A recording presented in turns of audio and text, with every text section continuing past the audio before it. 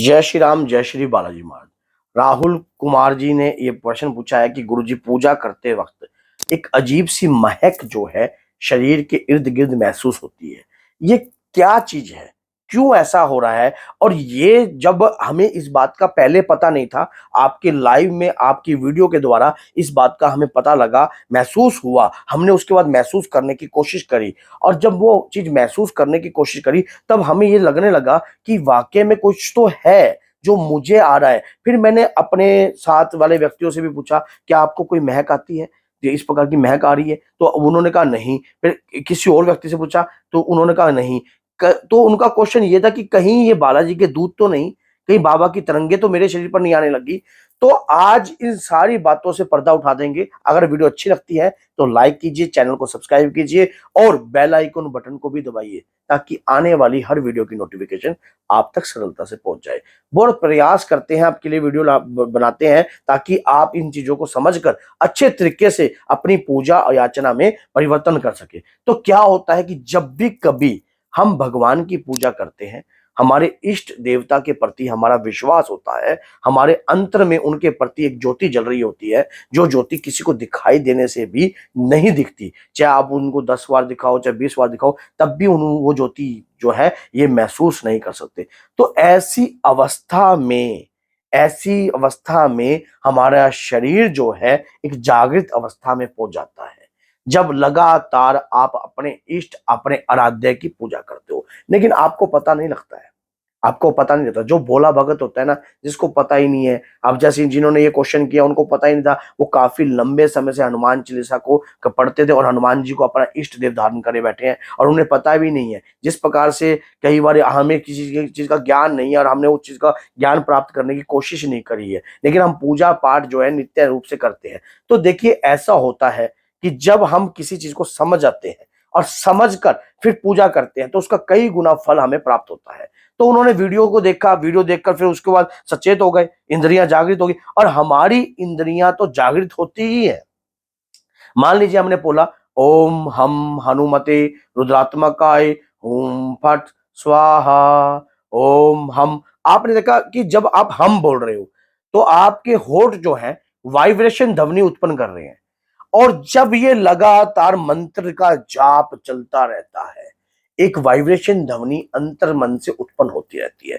Continue ये ध्वनि उत्पन्न होती है, लगातार ये ध्वनि उत्पन्न होती है, निरंतर ये ध्वनि उत्पन्न होती है। ये उत्पन्न होते होते होते होते एक ऐसी कृपा के रूप में आपके शरीर के इर्द गिर्द तैयार होने लगती है, जिसे हम एक अपना ओरा चक्कर भी कहते हैं।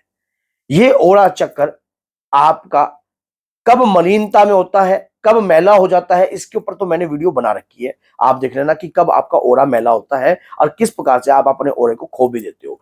जब आप लगातार इस मंत्र का जाप कर रहे थे तो हनुमान जी के दूतों की तरंग, बाबा की तरंग जो है आपके शरीर पर आने लग रही थी।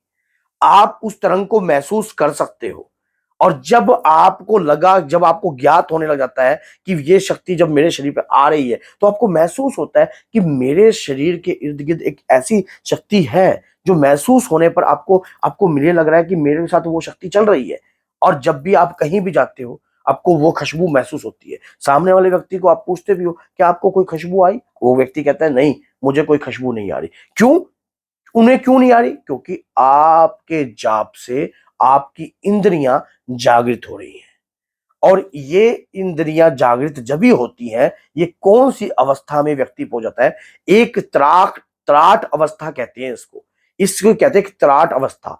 जब आप एक ध्यान की अवस्था में जाने लग जाते हो और लगातार एकदम सुन, जैसे हम किसी ज्योति को देखते हैं या दीपक को देखते हैं, उसे त्राटव कह देते हैं। इस प्रकार से मंत्र की जाप की अवस्था को जब हम एकदम सुन होने लग जाएं, बिल्कुल शांत होकर, ऐसे आप मंत्र का जाप कर रहे हो, ओम हम हनुमते नमः, एक त्राट अवस्था हो जाती है। आपकी इंद्रियां समझने लग जाती हैं अच्छा बुरा पहचान। यही अवस्था यही अवस्था आपका आपकी शक्तियों से संपर्क करवाती है। जिस प्रकार से भाई आपको खुशबू महसूस हुई है, इसी प्रकार से आपको दूत महाराज के संदेश भी महसूस होंगे। इसी प्रकार से आप शक्तियों से संपर्क साध पाओगे। जब व्यक्ति त्राट की अवस्था में आ जाता है, तब शक्तियों के द्वारा भेजे हुए संकेत या शक्तियों के द्वारा भेजी हुई कृपा को जानने लग जाता है। और जब जानने लग जाता है, तब उसको यह पता लग जाता है कि वाकई ही मेरे शरीर पर जो शक्ति आ रही है, वो मेरे इष्ट, मेरे आराध्य, मेरे कृपा रूप सागर की है। तब जाकर आपको ये लगता है कि वाकई में ही मुझे कुछ प्राप्त हुआ है। अगर आपके साथ भी इस प्रकार की अवस्था हो रही है, अगर आपको भी ये लग रहा है कि ऐसी-ऐसी चीजें आपके साथ भी हो रही है, तो ये चीजें जो हैं अधिक से ज़्यादा आप अपने गुरु के साथ शेयर कर सकते हो। और वैसे तो देखो ऐसा होता है कि अगर गुरु आप उन्हें गुरु मानते हो, कोई ऐसे नहीं कि आप लगातार उनका जाप कर रहे हो, तो और वो आप वाक़ई में आपने गुरु धारणा कर रखी है, तब जाकर आप ये चीज़ शेयर करो। अगर आपने ऐसा कुछ भी किसी की धारणा नहीं कर रखी है, तो आप अपने दादा हनुमान से शेयर करो। अगर तब भी आपको कुछ चीज़ समझ में नहीं आती, तब आपको एक अच्छे गुरु की तलाश है, एक अच्छे गुरु की प्राप्ति है, उनके सानिध्य को प्राप्त कीजिए। प्राप्त करने के बाद आप इस चीज़ का शेयर कीजिए कि गुरुजी मेरे साथ इस प्रकार की अवस्था हो रही है। ये अवस्था एक वरदान रूप में होती है, क्योंकि कई बार हम नासमझी के कारण, कुछ हमें नासमझी के कारण ऐसी अवस्था को हम खराब भी कर देते हैं। क्योंकि देखो इस ब्रह्मांड के अंदर, इस लौकिक ब्रह्मांड के अंदर शक्तियाँ तो वास करती हैं। और ये ब्रह्मांड में और हमारे आपको पता है युगों-युगांतरों से इस बात को भी आप जानते हो कि ये ब्रह्मांड एनर्जी से भरा हुआ है। लेकिन कोई-कोई व्यक्ति उस एनर्जी को प्राप्त कर लेता है और कोई-कोई व्यक्ति उस एनर्जी को प्राप्त नहीं कर सकता। काफ़ी प्रयास तो दुनिया करती है, कोशिश तो दुनिया करती है शक्तियों को जगाने की, उनको पाने की, लेकिन जिसको वो महसूस होती हैं, समझ लेना शक्तियों ने स्वयं आपको चुना है। शक्तियों ने स्वयं आपको चुना है। जब ऐसी अवस्था आपके साथ होने लग जाए, अब जैसे कि कई बार व्यक्ति सोचता है कि मेरे को ये खुशबू आ रही, लेकिन ये खुशबू कभी चंदन की होती है, कभी जैसे भगवान श्री कृष्ण को आप देखते हो कि आप कभी साउथ साइड जाइए, साउथ साइड में क्या करते हैं, नहलाते हैं उस समय चंदन से, तो पूरा मंदिर जो है ना महक जाता है।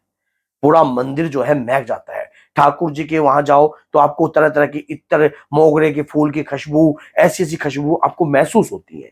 वो खुशबू कहाँ है? जो इष्ट देवता के चरणों में जल रही हैं, इष्ट देवता के चरणों में लग रही हैं। ऐसी ऐसी खुशबू जब आपको मिल रही है, आपको प्राप्त हो रही है, तो समझ लो कि आपके ऊपर जो है अपरंपार कृपा प्राप्त हो रही है, आपके इष्ट और आपके आराध्य की। ये सच्चाई है, ये सच्चाई है, इसको झुटलाया नहीं जा सकता।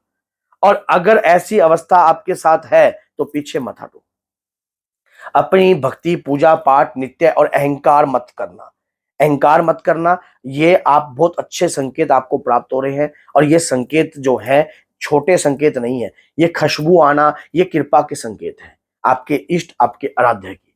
लेकिन ऐसा भी होता है कि कुछ खुशबू ऐसी भी होती हैं, जैसे कि मुसलमानी इत्र की या कुछ भी। तो ये भी हो सकता है कि कोई आपके साथ मुसलमानी जो है आत्मा, लेकिन एक बात याद रखना, मुसलमानी आत्मा भी कोई मारी नहीं होती है, अगर वो सही ढंग से, क्योंकि मरने के बाद कोई मुसलमान नहीं, कोई हिंदू नहीं, और कोई सिख नहीं, कोई ईसाई नहीं, सब परमात्मा के हैं। तो आप उस आत्मा को सही राह दिखाकर, अगर आप हनुमान जी के भक्त हो या कुछ भी हो, तो सानिध्य से भी आप कृपा प्राप्त कर सकते हो। तो अगर वीडियो अच्छी लगती है तो लाइक कीजिए, चैनल को सब्सक्राइब कीजिए, ताकि आने वाली हर वीडियो की नोटिफिकेशन आप तक पहुंच जाए। और भी बेहतर से बेहतर वीडियो लाने की पूरी कोशिश हमारी रहेगी। तो बोलिए जय श्री